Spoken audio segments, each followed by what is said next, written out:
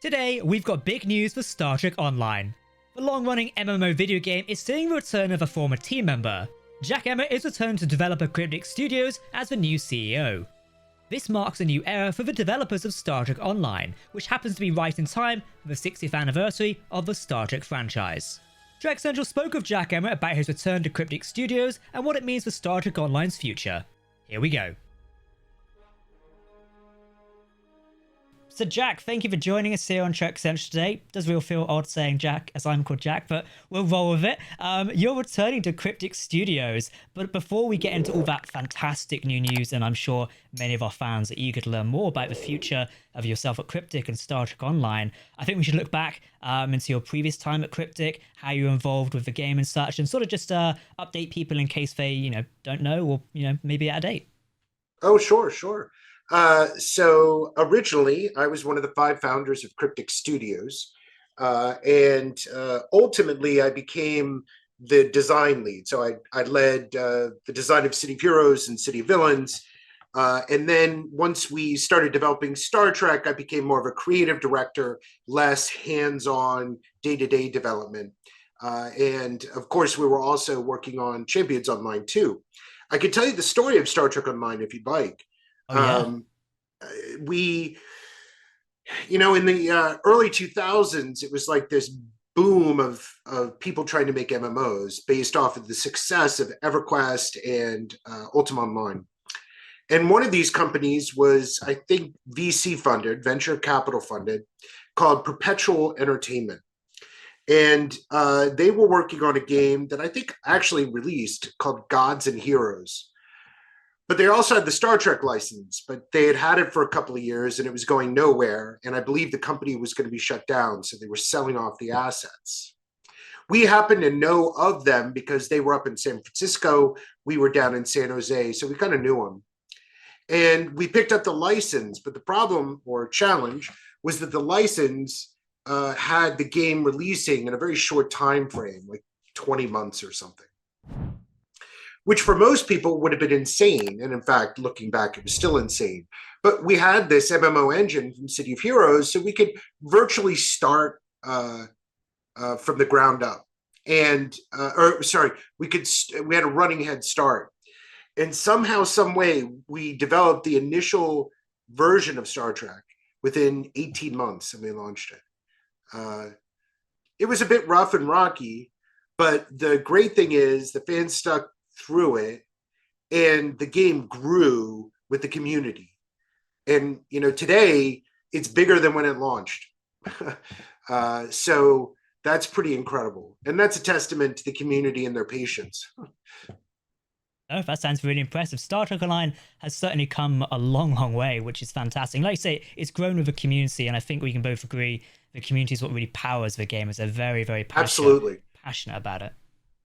Yeah, absolutely. One thing, in fact, I'm crafting the studio values for Cryptic Studios right now. I had a meeting, I collected ideas. And I think one of the more important values is that, and I'm not sure which one, we're genuine, we're authentic, and we're sincere. We love Star Trek. There is not a single person.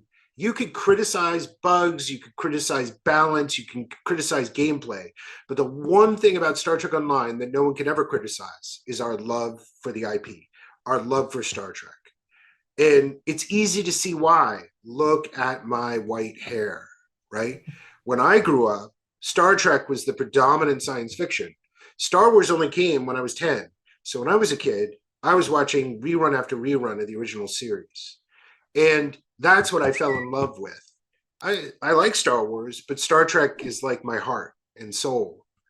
And I think everybody who worked on that project and still work on that project has that ethos of loving Star Trek.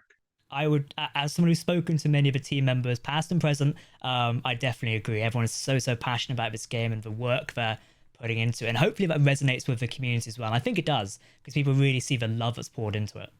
Yeah, exactly. And it, I think over the years, that's what made Cryptic special, is our sincerity with the product, our authenticity about it. We never hid our fandom of the IPs that we worked on. Fantastic. Well, of course, you're now returning to Cryptic. So, could you give us a bit of an update what this is about? Why have you come back? What does it mean for the game and such before we dive into some more juicy Star Trek details? Oh, okay. Well, geez, what it will mean for the game. Well, why I came back. My time with NetEase came to a close in November, and I was thinking about starting up a new studio. And I just happened to chat with the CEO of Art Games and found out the situation there. And he asked, we had worked together previously for quite a while he was at Perfect World. And he asked if, I could come back as CEO. And I was like, yeah, sure. I mean, it's like coming home again, right?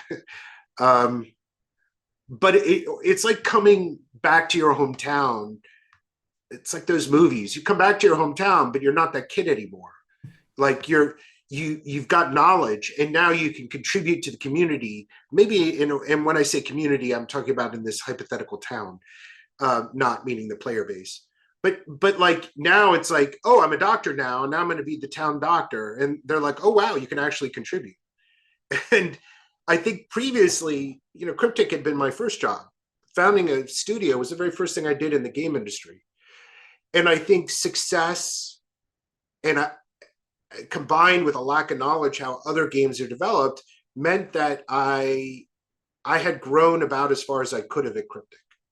And so when I needed to leave in order to learn and open my mind and become receptive to things, because I think I had been set in certain ways and that had trickled down. So I'm really happy to come back, share, listen. There are a lot of new faces, and it just seemed perfect. My goal is that Cryptic has lasted 26 years, and I want it to last another 26 at least. And that's what I'm here to help build. As for the games themselves, I have a very simple strategy right now. I'm just trying to get to know everyone, see their plans, and they're really good, but I got to play. I am a big believer in that the studio CEO should be the biggest fans of the games. And until I get in and play, it's hard for me to say what's missing because it's one thing to read the boards, but it's another thing to actually experience it. And, you can ask around about how much I played the games when I was CEO of Cryptic. I think you'll find I'm not lying in any way, shape, or form. Well, Jack, I wanted to ask one thing, and I know a lot of the sort of wider Star Trek communities, perhaps not like so playing Star Trek Online every day or keeping up to date with it, might be a bit confused, and hopefully we can talk about this. Recently with Star Trek Online in the last couple of years, it seems to have shifted to one developer and then has sort of shifted back again. I know for one, I was a little bit confused on this when we read the recent news about Art Games and Cryptic Studios and such. I wonder if you could sort of tell us what the deal is there for those who may not keep up to date. Because as you know, the games industry is quite volatile. Things move around over time. I think for the average person, it's quite confusing. So perhaps we just take a moment and talk about where Star Trek Online is right now. I'm very glad you asked this. Yeah. Because, I mean, look, here's what happened. When Art Games was still part of Embracer, a significant portion of the development was outsourced to another company called DECA. Now, there were still some Cryptic folks left, but there are a lot of DECA folks. They're based throughout Europe. Now, in the transaction that Arc and Cryptic are now completely wholly owned and separate, not part of Embracer, not part of anybody, we're our own thing. A lot of those DECA folks transitioned to become Cryptic folks. So right now I have a Cryptic team. I don't have a DECA team. I have Cryptic team. Every one of them matters to me. And that's why, by the way, I was doing those company values because I'm not going to stick with the old Cryptic values. I want the people that are joining us to contribute to help us to create a new Cryptic for the next generation. And so we're all coming together now to do it. Now, let me explain some more, because I certainly saw when this transition happened, a lot of players were pretty upset. And quite frankly, some left. But being as the founder of the company, and one of the reasons that Star Trek Online ever got made, let me tell you the situation. ARC is 1000% behind Cryptic. We have the funding and the means to get done whatever we want. But here's what's even more important. The team today on Star Trek Online is larger than the team I left in 2016. Larger. And it is poised for a lot of great stuff. And it's my goal to help make sure that the team is set up. Everybody is pointed in the same direction. And I think people throughout this year especially will really begin to see it. So, gang, if you haven't played Star Trek in a while, come on back. We got a new, I was not play testing myself. I'm still sitting at my computer. I was watching a play test of one of the new pieces of content. And I was shocked, honestly. I was really surprised. It felt like I was an episode of Star Trek in every way, shape, and form. So, yeah, there you go. That's the story. Awesome. That's a great story. You mentioned the next generation there of Cryptic and such. I think that's a good time to sort of pivot to a bit more of like in-depth detail on Star Trek Online. As I just know the community are biting at me to ask some questions about the game itself. I guess sort of, we can't spoil too much, but we're in an important year. It's the 60th anniversary of the Star Trek franchise, a massive milestone. And it's sometimes perhaps it's good that, Cryptic are now back under properly the helm of STO. So where do you see the game sort of going, I guess? Do you have anything you can share? I mean, where we can't spoil too much and such, but yeah, maybe take it away. Well, I think an opportunity with the 60th anniversary is to embrace those iconic themes, characters, locations, and highlight all of the things that really, if you made up like a word cloud of Star Trek, what are they? And I think that is something that we're all very conscious of. I do think that our own unique storyline is amazing. It's gone in a direction. It's almost like a show, right? It's so wildly unique and different.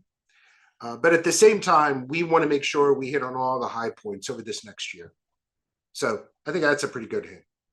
Definitely. No, that sounds really exciting. And also, just to expand at it on slightly, obviously, Star Trek Online is a major part of Cryptic. What other games have you guys got that are sort of being worked on and going from there? Is there anything else we can sort of share on updates of those? Well, we have Champions Online, which is our long-running superhero game. And we also have Neverwinter, which is a D&D IP.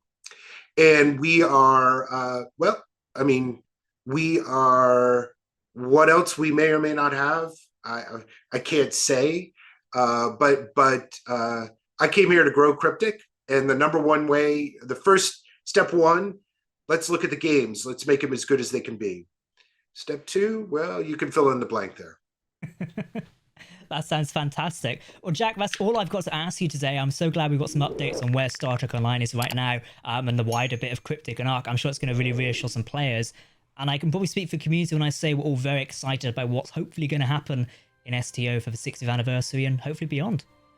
Yeah, me too. I can't wait to get in there and play with everybody. Fantastic. Well, thank you very much for your time today. All right. Thank you so much, Jack.